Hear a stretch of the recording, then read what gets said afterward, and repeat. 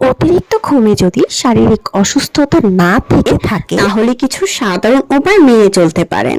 অভ্যাস আর ঘুমের প্যাটার্নে সামান্য অদল বদল ঘটিয়ে মুক্তি পাওয়া যায় অতিরিক্ত ঘুমের হাত থেকে। আসসালামু আলাইকুম, চলুন দেখে আসা যাক কিভাবে অতিরিক্ত ঘুম থেকে বেঁচে থাকবেন। প্রতিদিন একই সময়ে ঘুমোতে যান এবং সকালে একই সময়ে ঘুম থেকে উঠুন। নিয়মিতভাবে এটা বেশ কিছুদিন করতে পারলে শরীর ধাতস্থ হয়ে যাবে।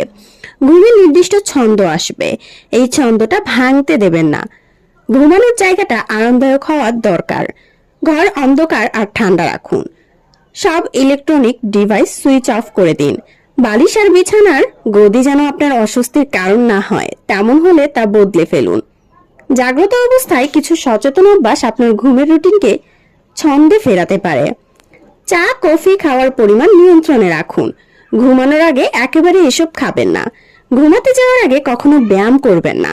দুপুরে খাওয়া দাওয়ার পর ভাত ঘুম দেওয়ার অভ্যাস রয়েছে অনেকেরই, কিন্তু দুপুরে এই ঘুম আপনার ঘুমের ছন্দটাকে নষ্ট করে দিতে পারে। আপনি শারীরিকভাবে সুস্থ হলে দুপুরের ঘুমটা বর্জন করুন, বরং আপনি এমন কিছু কাজ করুন ওই সময়টাতে যাতে ঘুম না আসে। দুপুরে খাওয়ার পরে অনেকেই ঘুমান, যেটা একদমই ভালো না।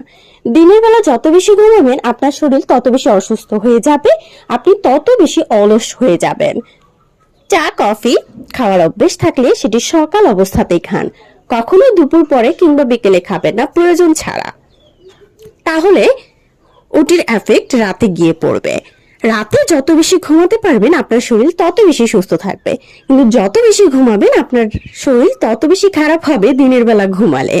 আশা করি এই হ্যাবিটগুলো আপনি চেঞ্জ করে আপনি শারীরিক সুস্থ হয়ে উঠবেন খুব দ্রুত। আপনি ভালো থাকুন, সুস্থ থাকুন, এই দোয়া করেই আজকের ভিডিওটি শেষ করছি। খোদা।